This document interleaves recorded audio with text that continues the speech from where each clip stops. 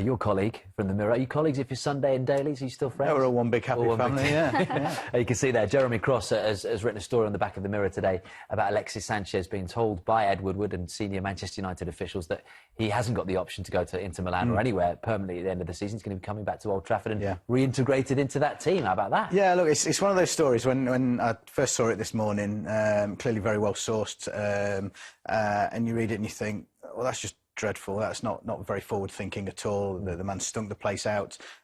He's not been good in the dressing room. He's been even worse on the field.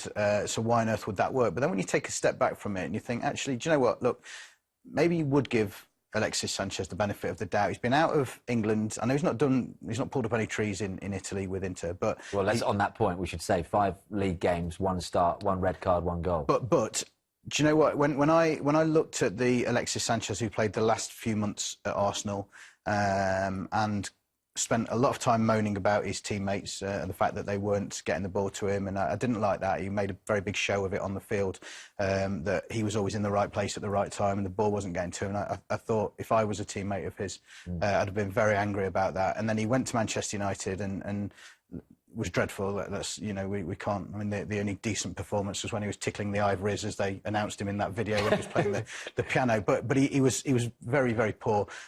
But the problem I think he had, as I look at him, was that he was just fatigued mentally, physically. This man has played football non-stop. I think it was for about 4 years. He'd be going away to Copa Americas with Chile. You know, there was all sorts going on. And the fact he's actually had a bit of a rest in Italy, he's got himself out of Manchester, where clearly he wasn't happy. He was in a downward spiral. It might just have rejuvenated him. So if they can bring him back in the summer and say, look, you've not played the football that we would have wanted you to do, but have a good pre-season, build your confidence up, go on the tour, reintegrate yourself with the lads.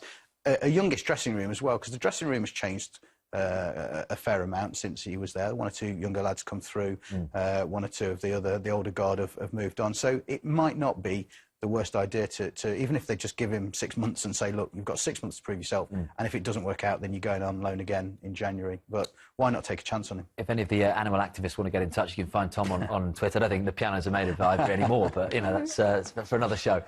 Is it a sign of desperation for Manchester United going back to Sanchez? Look, they've been linked with Islam Slimani, who is still owned, I think, isn't he, by Leicester? He's been on loan all over the place.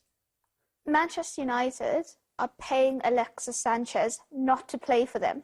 That's how desperately they wanted to get him out of the club. If he was a player worth rehabilitating, that they felt could have been rehabilitated at Old Trafford, they wouldn't have done that. So I don't know why the story comes out now. Maybe it's to allow people to think, well, actually, we're getting a reinforcement in the summer anyway. And yeah, it gives people 6 months to get their heads around it, doesn't it, United fans, to do that, and then But it's just it's a very odd one. I would not be happy if I was a United fan. In terms of the clarity of thinking, I was an Alexis Sanchez fan. Unbelievable player, because he is relentless. He's got all that quality, but he's got tenacity. The way he used to fight for the ball, and you know, the annoyance with his teammates is because he wanted to win so badly, and obviously that's not the best way to handle it.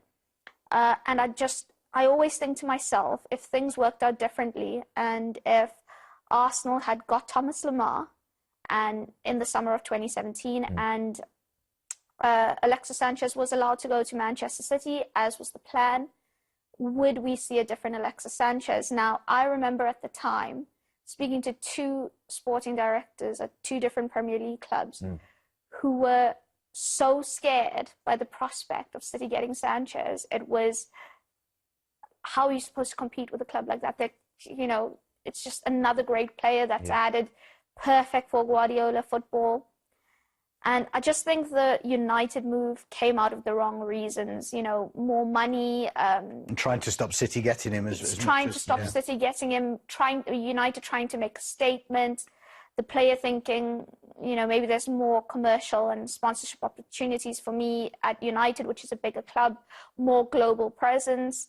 And I don't think there was a clarity of a football idea behind that move. And I think it's now turned out the way it most people expected it to. And the knock-on effect of that is, you know, would Manchester City have had a player like Raheem Sterling had he gone there in the development of him over the last 2-3 years?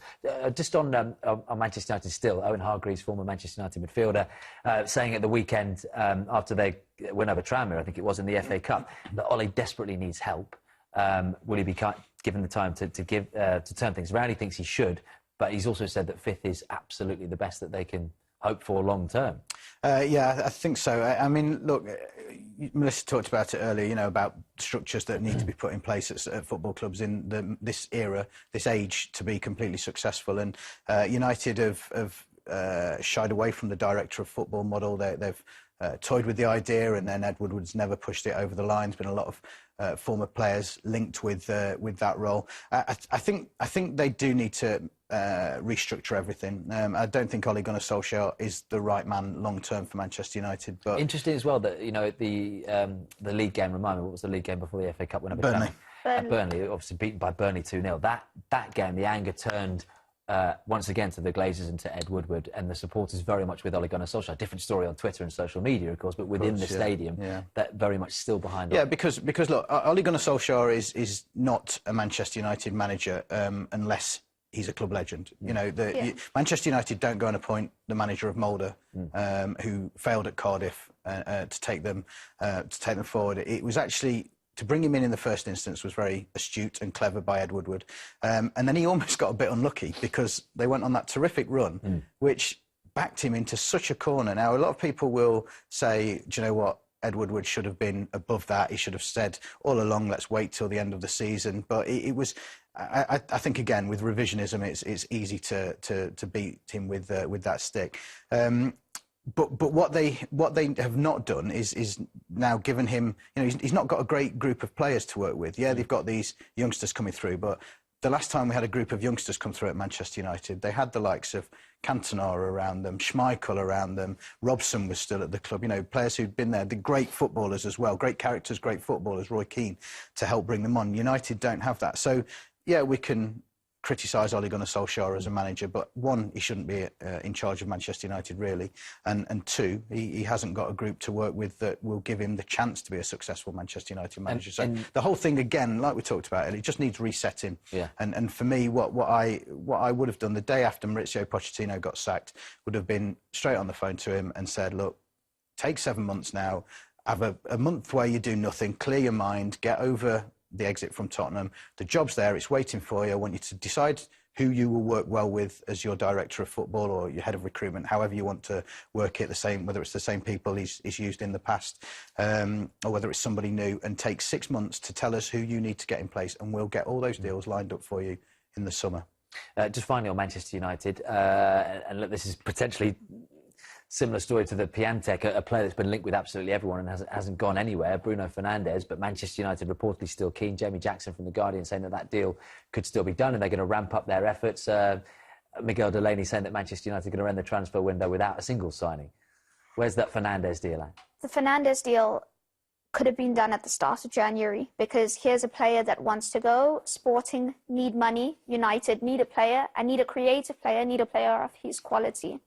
There are a few things wrong with the Fernandes deal. One, in the summer, United made it clear he was not a target. They were not interested. They were being used by agents and Sporting to drum up interest in him, drum up his price. So we've gone to January. Now he's suddenly a primary target for them. But they want to pay the fee that they were quoted in the summer. Since then, he signed a new contract. You also play a mid-season premium. You cannot take a player out of a club in January and expect the club not to want a premium for that, because they have to go the next 6 months without him. So United still want to do a deal on the terms they absolutely did not want to do a deal on. And that's how we've gotten nearly to the end of the window with nothing happening, because United have an issue at the moment where they want to do what is perceived to be right. So they want to give Solskjaer time because it's perceived to be the right thing to do. In reality, in the situation, should they have a better manager than him? Absolutely, I agree. They definitely want him to succeed, don't they? Because it works for everyone if Solskjaer succeeds. So, but I think with the Fernandes deal as well, if I was a United fan, I would be banging my head against a brick wall, saying, "What did we not learn from Harry Maguire? We were quoted 85 million for Harry Maguire at the start of the summer. Leicester said, look, you can have him, but it's at that price.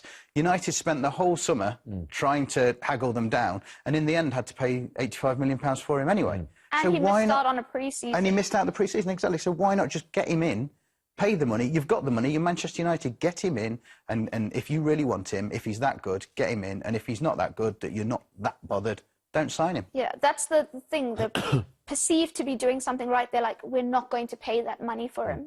We won't be held hostage over transfer fees. Why? Because that's perceived to be the right thing to do. In their position is £20 million more and getting a creative player that they've identified, that they've wanted, that they've pushed for the entire window when they need numbers and they need that quality.